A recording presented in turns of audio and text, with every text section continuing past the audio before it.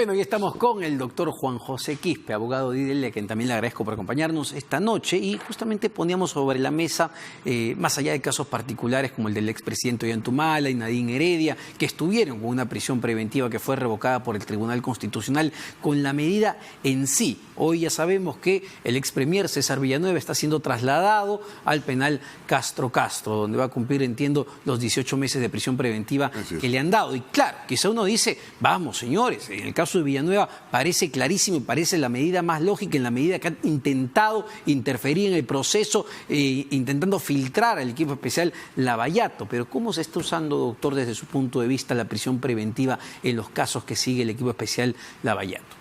Señor Morales, gracias por la oportunidad. Más bien usted, doctor, buenas noches. Bueno, yo creo que no se está abusando, como se dice, ¿no? Acá se está diciendo mucho que se está abusando de la prisión preventiva en el sentido de que se están imponiendo. Ya casi la lógica es prisión preventiva y no comparecencia, ¿no? Pero en realidad, si vemos, como dijo el señor Vela Barba, tiene 600 casos de investigados y 30 tienen prisión preventiva, entonces estamos hablando de que no hay un abuso.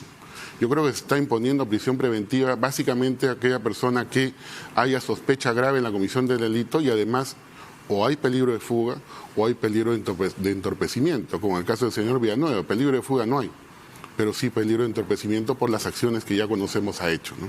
Bueno, y además de eso, claro, finalmente César Villanueva ya no era presidente del Consejo de Ministros, pero al haber ocupado un cargo tan importante, ¿qué duda cabe que tenía una red de contactos, ¿no? Cuando uno llega a esos niveles de poder, contactos que evidentemente los usó a su favor también?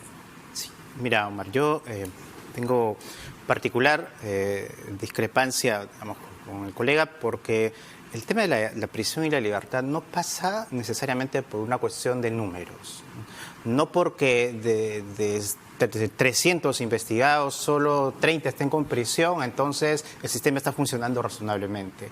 Basta que un solo caso, basta que una sola persona haya sido privada arbitrariamente de su libertad para que la legitimidad de un proceso que todos saludamos y que todos esperamos llegue a buen puerto, para que este proceso, que debe ser impecable desde el punto de vista del respeto a las garantías del debido proceso, tenga que perder legitimidad. Por poner solamente un ejemplo, si hablamos del caso árbitros, por poner también temas del momento, ¿no? De cerca de 14, 15 árbitros que fueron, cuya prisión se ordenó en primera instancia, más o menos 7 han recuperado su libertad. Pero eso no quiere decir que el sistema esté funcionando necesariamente, digamos, a la luz de lo que dictan los números o las cifras.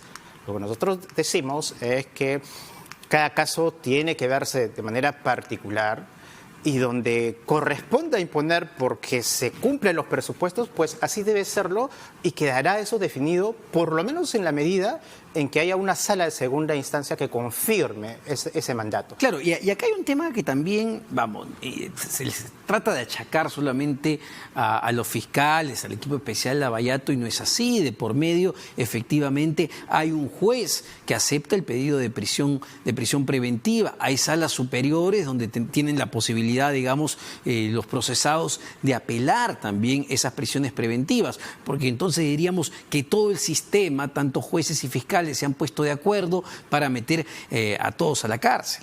Porque el Poder Judicial, el sistema de justicia está organizado de tal manera que cada uno cumple su función. Hay poderes que se asumen, el poder de persecución del Ministerio Público, el poder jurisdiccional de decidir está en los jueces, y los jueces están organizados en 2 o hasta 3 instancias con la finalidad de dar el suficiente control a las decisiones.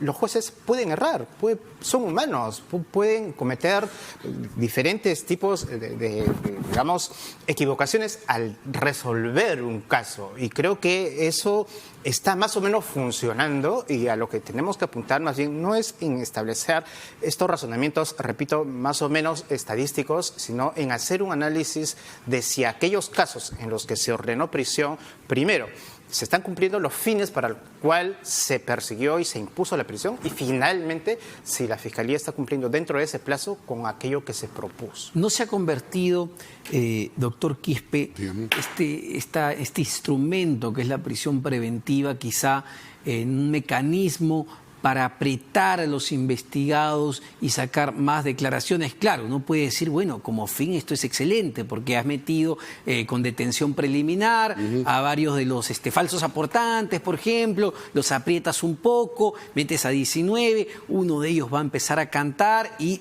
desbaratos obtienes información. Pero claro, el fin no necesariamente justifica los medios porque la prisión preventiva lo que busca es otra cosa totalmente distinta. Mire, yo creo que más allá de los números, ¿no? Porque en realidad ahora se ha visto que, y a mí me hubiese gustado que los grandes estudios de abogados que ahora defienden los casos de corrupción, antes se hubieran defendido pues aquellas otras personas que indebidamente están con 36 meses de prisión preventiva, con 48 meses sin sentencia, ¿no? Ahora se ha tocado a las personas de poder económico, de poder político, y por eso están rasgándose las vestiduras diciendo pues que la prisión preventiva es la última ratio, cuando antes ni siquiera opinaban sobre otros casos. Pero lo que a su pregunta es la siguiente respuesta. Lo que se está viendo en el Ministerio Público es que la persona de mutuo propio no quiere colaborar. Acuérdese usted, el caso Odebrecht nace a partir del año 2016 en Estados Unidos, ¿no? Cuando la Fiscalía tenía una investigación incipiente, Sí. ¿no? Entonces, si no fuera por Estados Unidos, no conocíamos nada. Si no fuera por el acuerdo de colaboración eficaz, tampoco no sabría nada. Lo que pasa es que tenemos una suerte de investigados que, además de cometer un delito, se le premia judicialmente. Le voy a decir cómo, ¿no? Te puedes acoger a la terminación anticipada, se te baja tu pena, confesión sincera, se te baja tu pena, pero no colaboran en decir lo que realmente pasó, porque lógicamente dice que una persona que esté investigada tiene derecho a guardar silencio, a no autoinculparse e inclusive hasta mentir. Entonces lo que hace el Ministerio Público es le dice, señor, usted colabore, ¿no? Y cuando se ven ellos ya con la soga al cuello, cuando la Fiscalía le están pidiendo prisión preventiva, oh sorpresa, a partir de ahí recién recuerdan que sí han cometido el delito, que sí hay otros colaboradores, que sí se han producido estos hechos. Entonces yo creo que la Fiscalía está utilizando correctamente. Lo que pasa es que tenemos que ver, como dice el doctor, qué casos se deben dar en prisión preventiva, qué casos es un peligro de que la persona esté en libertad y no esté en un establecimiento penal para no obstruir a la justicia, para no amenazar testigos, ¿no? Ya tenemos los casos claros de una audiencia que se va a ver el 26 de diciembre. Ahora, pero la pregunta es, ¿no hay, digamos, otro tipo de medidas? Yo entiendo, digamos, la prisión preventiva que hemos visto en los últimos meses ha servido a este país como una especie de válvula de escape, pero eso ya viéndolo desde un punto de análisis político, incluso de análisis sociológico. Pero en el análisis jurídico, pues yo entiendo que la prisión preventiva no debería tener o no tiene ese fin como tal. El problema está en que tenemos otros elementos. Por ejemplo, el impedimento de salir del país. El impedimento de salir del país para una persona que tiene recursos económicos y contactos en el extranjero perfectamente puede ser una valla que puede salir. Ese es un muy buen punto. Por ejemplo, el caso Félix Moreno, caso Edwin Donaire, que ni bien pudo, y se fugó, Nostroza, caso Alejandro Toledo, que también está en Estados Unidos, claro, dice que no se fugó, pero estamos extraditándolo, ¿no? Esos casos también son claves. Sí, pero mira, caso del general Donaire. Allí, en sentido estricto, no hubo una prisión preventiva, sino fue la huida, sí, la fuga a una condena confirmada por la Corte Suprema. Sí. Es una situación distinta, ¿no? Pero el tema pasa por comprender lo que la Corte Suprema dijo en el Acuerdo Plenario 01-2019. La prisión preventiva no puede ser una medida para calmar la alarma social. Y es a lo que tú más o menos te referías, Mario. O sea, la prisión preventiva es una medida extrema y es excepcional, y eso hay que entenderlo, porque se presume que la persona está siendo todavía objeto de un proceso. No hay una sanción, no se está condenando. Y en tanto el proceso dure, hay que procurar imponer restricciones alternativas que permitan que el proceso avance y que el fiscal demuestre la eficacia de su trabajo y de su investigación en general, el sistema de justicia, durante el periodo o plazo que se dicta. Lo que no puede ocurrir, y si es aberrante, es que el sistema en su conjunto, y evidentemente no solamente los fiscales, es un sistema que lo componen fiscales, jueces, inclusive los defensores que intervienen, públicos y privados. Lo que no puede ocurrir es que se imponga una prisión preventiva, se vence el plazo máximo y ocurre que la persona tiene que salir por vencimiento del plazo sin que la investigación haya concluido o haya logrado sus propósitos. Y esto no ha ocurrido solamente en casos Lavallato. Ya desde décadas atrás o años atrás ocurría en casos de violadores, ocurría en los casos famosos del cártel de Tijuana, etcétera. Casos, digamos, diversos, donde el sistema demostraba su alta ineficiencia en lograr cumplir sus objetivos a pesar de la Bueno, ese es un punto importantísimo, ¿no, doctor Quispe? Porque efectivamente, a ver, no solamente lo vemos con el caso de Martín Belaún del Ocio, que resulta increíble, y lo comentábamos en el corte, que una persona puede estar en la cárcel durante, ¿qué? Casi 5 años, ¿no? 24 meses. No sé cuánto tiempo haya estado, desde el 2015, Martín Belaún del Ocio en la cárcel, y no tenga pues una sentencia, no sabemos cómo avanza el proceso, y a mí me parece mucho más increíble el caso de estos señores Jorge Cuba, Edwin Luyo, vinculados al tema de la línea 1 del metro, donde la brasileña dijo, sí, dimos sobornos, ellos aceptaron que recibieron sobornos, pero resulta que salen pues en libertad por exceso de carcelería. Entonces uno dice, ok, muy bien la fiscalía, que investigue, pero también que acuse. Hay 2 puntos que quiero, señor Mariluz. En primer lugar, la Fiscalía, como ya lo ha dicho el propio fiscal o la fiscal de la Nación, le piden recursos al Estado, no les da. O sea, está en un déficit de fiscales, está en un déficit de infraestructura y de logística.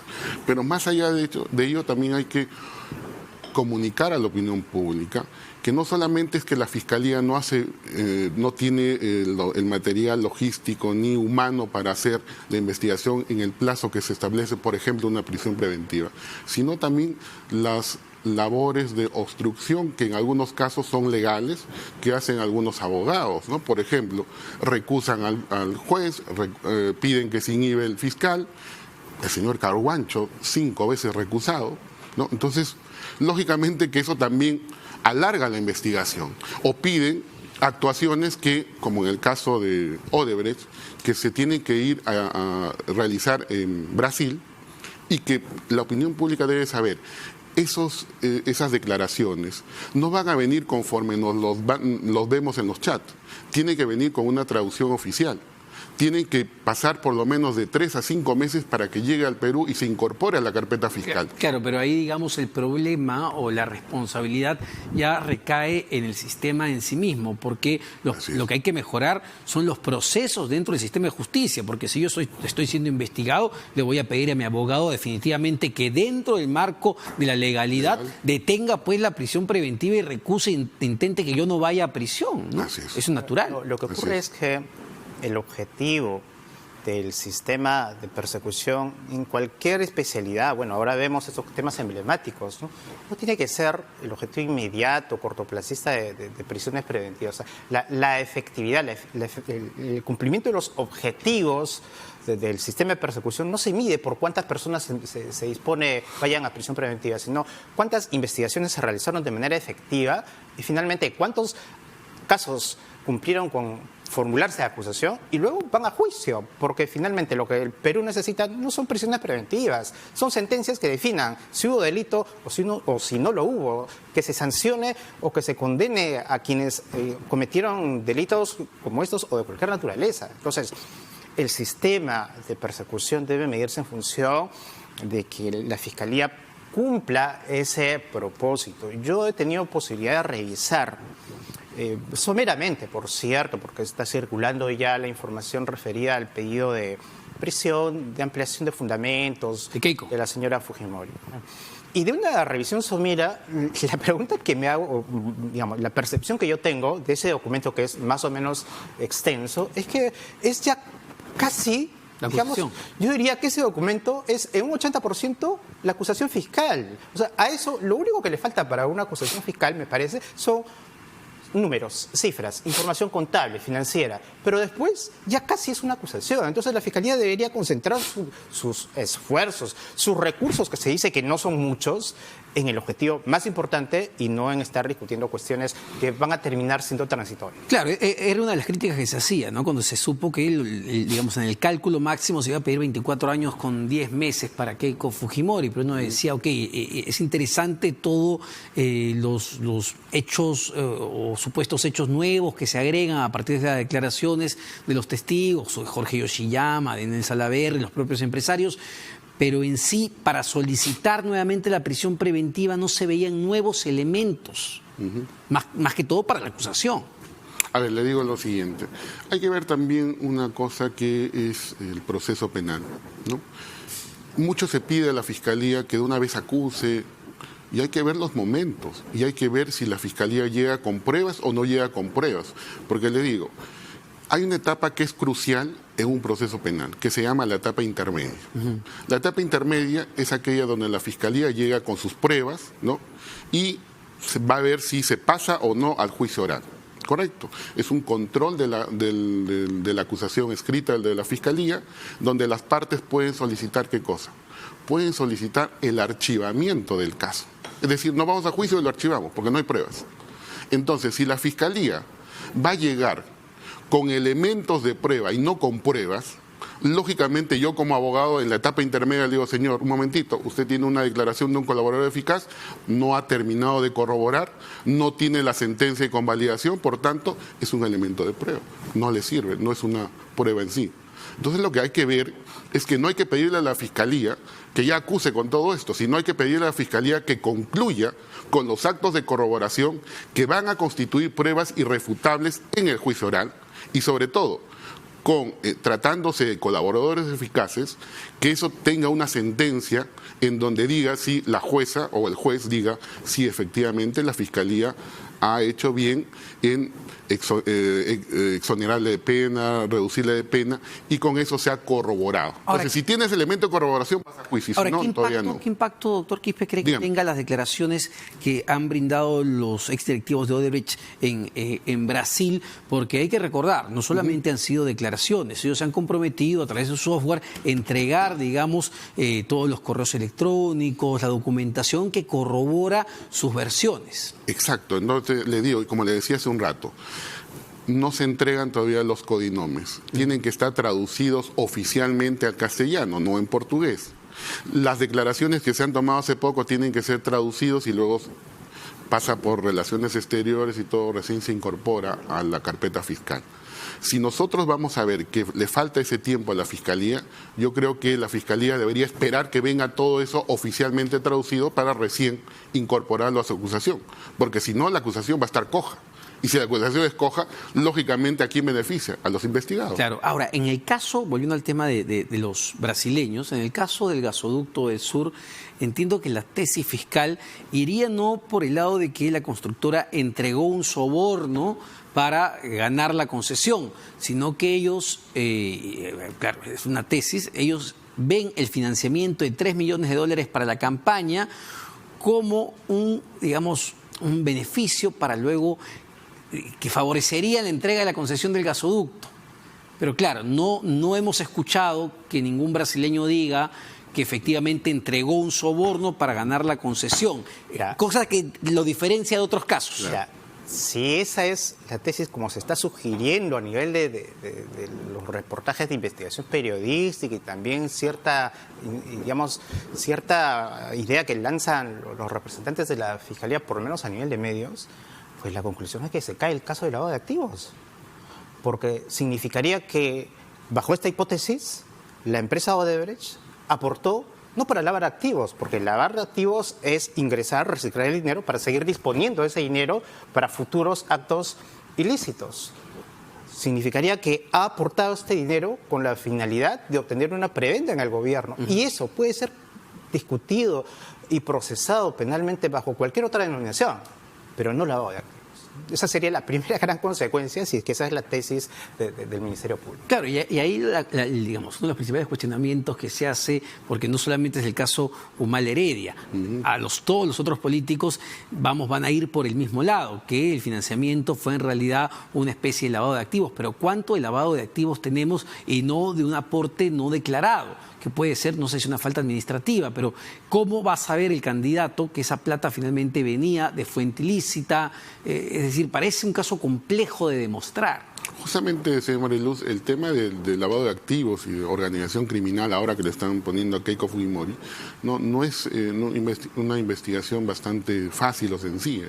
Es una investigación compleja desde la forma de cómo se obtienen los recursos, cómo llegan al Perú y finalmente cómo se hace, si se hizo o no se hizo, la transferencia, el ocultamiento, elementos propios del lavado de activos, ¿no? En el caso de Fujimori, yo lo que veo es de la señora Keiko Fujimori, por ejemplo, que de repente la tesis fiscal no está tan grande, tan sólida en el lavado de activos, por eso es que ahora ha argumentado, ha optado 5 delitos más. Que de repente eso sea la lógica posterior para los otros casos, no sabemos.